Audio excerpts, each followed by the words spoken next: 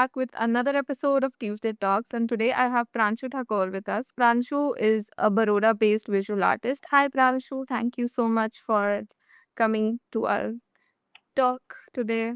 Hello, thank you for having me. I would like the conversation to unfold a lot of things as we talk about it. Um, what drew you to you becoming a visual artist? Was there any influence or a moment you thought that, okay, this is it, I want to become this? How did it all started? I think I was always drawn to colors and I don't know, like drawing as a kid. My mom, she always used to decorate the room with soft toys, and I would I would imagine myself in a fantasy world and I would just start building things around it. And I never knew fine arts as a field ever existed until my cool teachers introduced me into it. I always thought there's only designing and architecture. Uh, yeah, so I always knew I wanted to get into something creative, some creative field, but I never knew this could be pursued as an academic. Like, So, what's happening at your studio at the moment? What are you creating? Are there any pieces that's taking up your thoughts lately? yeah. I'm working on a huge composition. Like there are multiple paintings hung in my studio, and I'm working on it simultaneously. Uh, I'm trying to make shaped canvases and trying to cut out a few pieces like into figures like the forms itself, and I'm trying kinetics. So I want them to be animated, like moving around the space. And I'm taking references of all these Japanese guides and a lot of kinetic sculptures along with it. So I'm working with bamboo and then I'm making canvas and cutting it out, trying to make it look like a kite. That sounds quite interesting that you're trying to make something animated, but like in a real life. I can't wait for it to I can't wait for it to, see how it turns out. Yeah. And since you're, working with 3D shapes or shapes in the sense 3D figures, and now that you're slowly transitioning to, this animation, but like in real life, but you also had your practice on canvas. So how do you connect with these different, uh, you know, styles and forms that you are making? Like, h- how do you connect with these different mediums and styles? I think material for me has always been like I've always been aware about the things around me. It's just about like observing where you are placed, what is your surrounding like. So material has always been very it's been like a stimulation. Most of the like I've always been an observant of the objects around me and I tried to use them by repurposing it and test the utility purpose of an object once it loses the purpose, like how do you recontextualize an object. So Hmm. that interests me, and then how I can try to mold a particular object into some feature, or like what's my potential to take it further, to take the utilitarian value further and add aesthetics to it. Hmm. So it's mostly like that's how I look at materials, and anything like that's been discarded, or there are times when I'm sculpting myself out of paper mache because I love handcrafting things and I love building things on my own. Like I would use full on jugaad system to make things happen. Uh, so yeah, like I think at times it's just the material that stimulates me enough to make something out of it. Or at times, like there'll be some sort of sketch that I've made and demand like tactility, and I would want to take it further, like out of the paper or out of canvas. Basically, these sculptures would help me bring these. What inspires you, to kind of make such figures and everything, like where it comes from? Of course, it comes from your imagination and all, but there would be something which kind of you take from your surroundings or I've always seen my surroundings and always have been documenting it. And there's this personal journaling happening through Mm. drawing.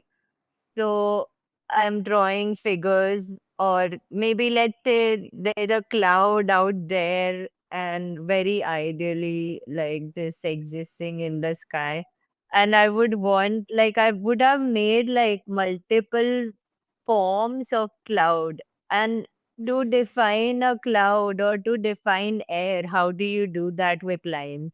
So all of these things, like there is constant questioning happening. Like I keep on questioning how can I make something out of it or stuff like that. And I end up sketching it, and then I make it into paintings or sculptures. Then there's also this uh I love looking at things like around, like which are part of the popular culture. So that helps me with colors, or like I love tacky design.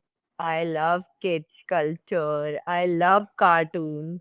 I love looking at uh, some US adult animation stuff, or I'll be extreme like Studio Ghibli person, or I'll be watching Oswald Disney stuff. So these are like major markers for my inspiration, because how can you imagine an octopus to be so sweet and polite and is living like a person, like is going to a cafe and stuff? So the play of like animal acting humans, and there's this fictional thing happening. So I try to incorporate that, like give, like there's something called animate. So I try to animate objects and things that I'm surrounded. it's quite interesting. I'd like to be your part of your everyday, this thing. You looking at things and making it and animating it. That's quite interesting. And Yeah, so it's fun. it sounds fun. I mean, I think I should also start doing this. Hmm. And so how do you want viewers to, look at your art, and how do you want them to perceive it? Or do you want them to, uh, how do you even, put it out there? Like, do you put hints in your work, or, do you just straight up, communicate what you want to tell people? Like, how's that process in your artwork? It's like my practice is very intuitive, and at times, like I, I don't give like a lot of importance to how my work is being looked at. As in, even though I would have some emotion would have driven me to make something, but I wouldn't want the viewer to follow it up, like to see it the way I see it. I think I don't want to be that controlling, because my works are extremely playful, like in nature. So I would want it to be that way. And but I do give a lot of thought into titling my work, which kind of gives a direction to where, to the viewer, like how they can see it. and I love titling my works. It's a good wordplay that happens. But besides this, in terms of imagery and visual, there are times when I really want to make it very representational. So you can see like there'll be a fish or there'll be a tiger or there'll elements like they'll be very represented forms and Has your relationship with art evolved, since you started with the academic practice and then you got out of, your bachelor's college, and then I remember you going to London for your master's, and then you came back and then you did some residencies. So, how has your relationship with art changed over the years? as a kid I used to love doing this. I mean, I still do love doing this. And being a part of academics was very uh surprised. Oh my God, now I'll have to take it so seriously. Like all the paintings are to Being in an institution kind of got me more curious to as to how I should be making things, or where can this, like, what are the possibilities that I can explore and stuff like that. But I was always like a maker or a doer. I always wanted to make something, or I'm always up to something. So I think my relationship in terms of making has always been the same, although there's been some sort of filtration that happened because of institution, and because you decide, you learn a lot of things, you get into theory, or you have explored a lot of artists, and then to see what position you fall into, what's your contribution to the art community or to the world. So it got me thinking consciously about my position as an artist or as a human out in the world. So I don't know, like, is it just keeps on happening, but just one thing that remains constant is like just making and do. I think that's really I can relate to what you said, since I've also had a formal training into becoming an artist. That sounds so absurd that you need to have a formal training to become an artist, but it is so important at the same time. I mean, Yeah. yeah, it just helps you, as you said, helps you, fall in, firstly, you just know where you fall, which category you fall into, and then you just kind of get a little bit of, um, maybe a way to, carve your own path. Yeah, yeah. Right. And what's your one advice you'd like to give to, young people who are starting out in the visual art space? Mm. Yeah, I think like I myself am young. Like I would need advice for this. But I don't know. Like no matter what, like always keep your curiosity at peak. Like yeah, one should always be curious to know and keep on observing. And then it's not important that you keep doing something or you keep making, but a mind that's curious will lead you somewhere. And it's just the knowledge, like you keep learning all the time. And I think there's a lot of mystery that's left to be resolved by us, like for us.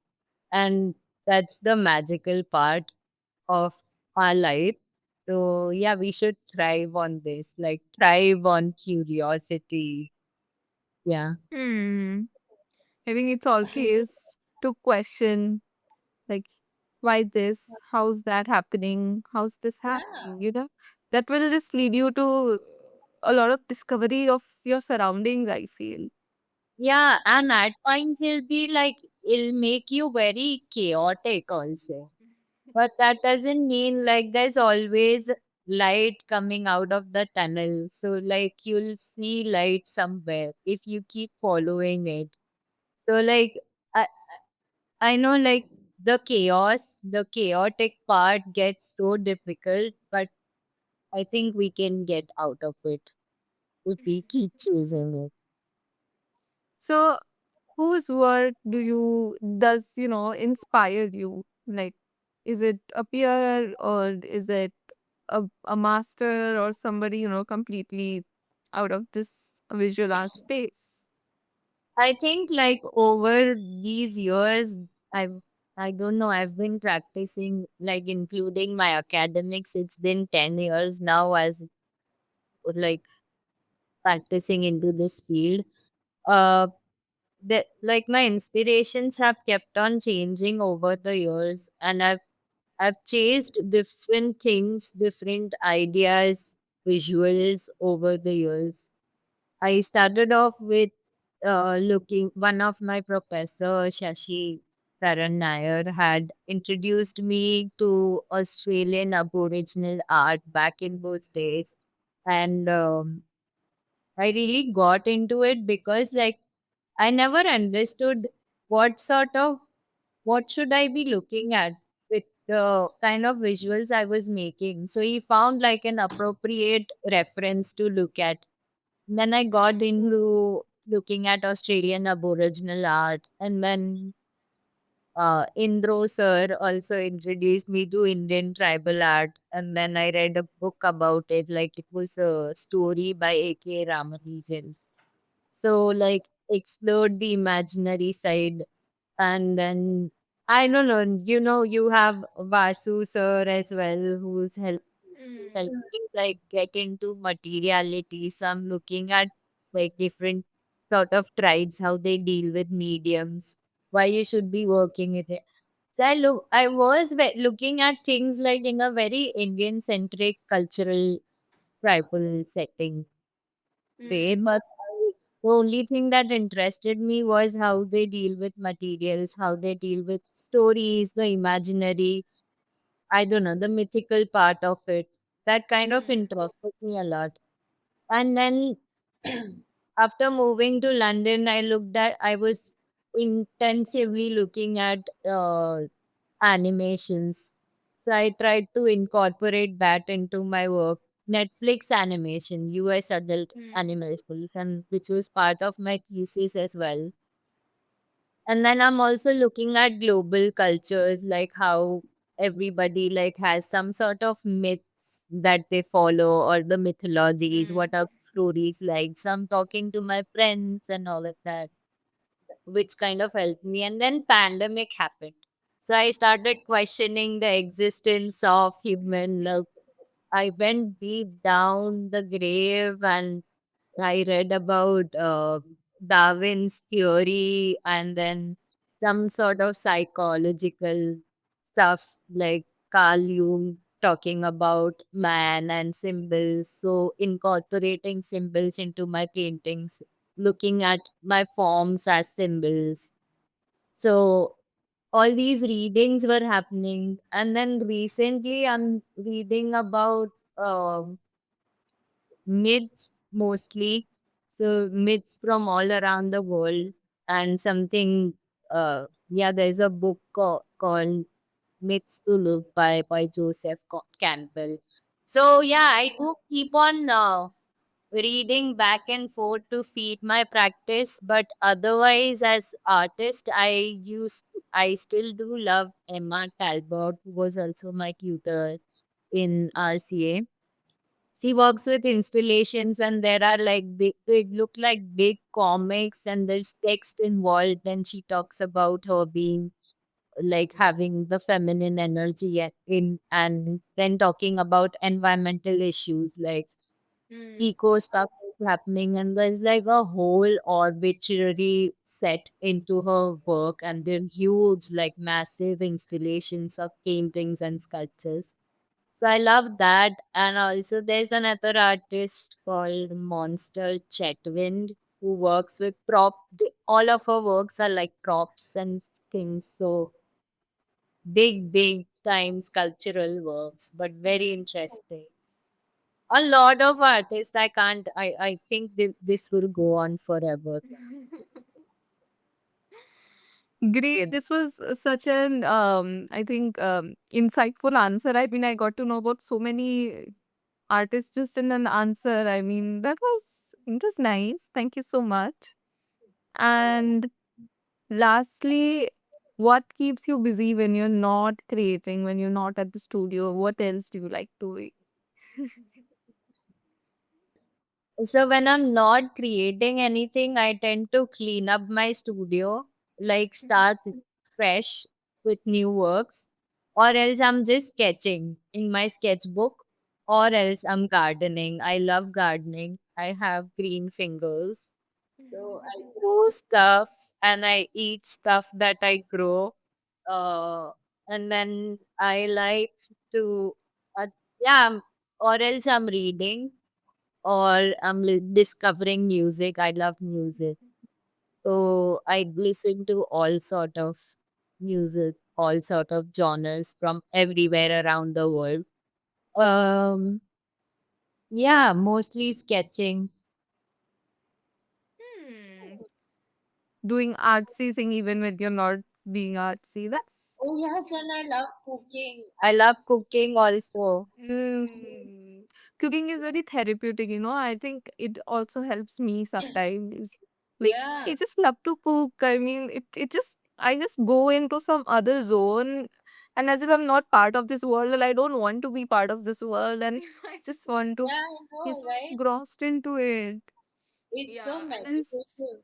And you get exactly the you just fruit out of it. Like you yeah. पूरा मेहनत करो और फिर फल मिलेगा तुम्हें. Wow, what a nice Yeah, session. it is. Okay. Thank you so much, Pranshu, for such a fun conversation. And we are more than happy to, be having you on the Abir Pothi talk. Thank you so much for your valuable time. Thanks to Abir Pothi and thanks to you, Munarva, for having me.